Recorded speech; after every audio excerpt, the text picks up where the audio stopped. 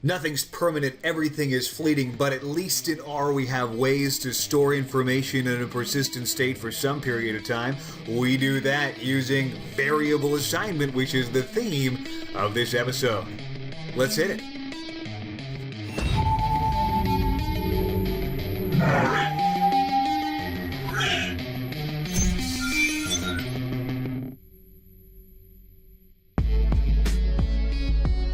So variable assignment in R looks different than in other languages, just syntactically, the way that we're going to employ it here, but not much complicated to it, pretty simple stuff. Let's say we want the variable a to hold the value 5.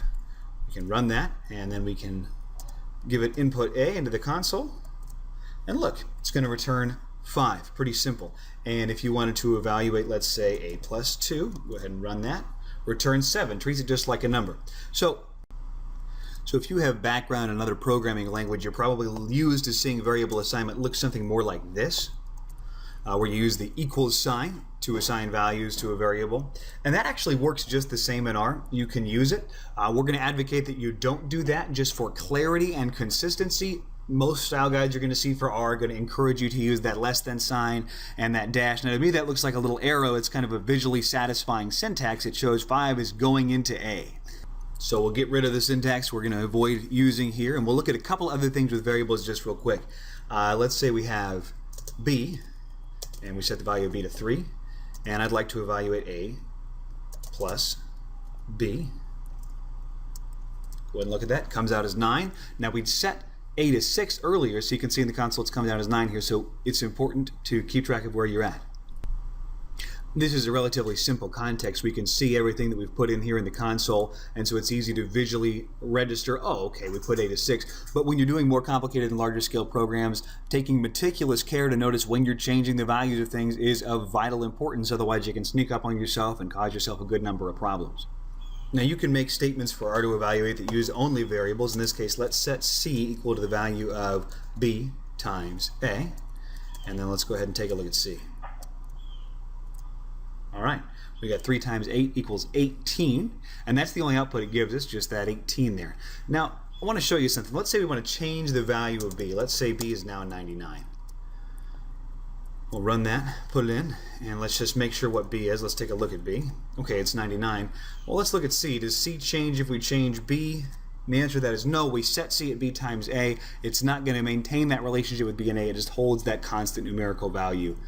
You are by no means limited to using just single characters as the names for your variables. You can use just about any string of characters that starts with a letter, can't start with a number, to hold a value for you. So we could have Mike get the value 5. We could have F2RT6 get the value of 0. We could have 4 get the value of 3.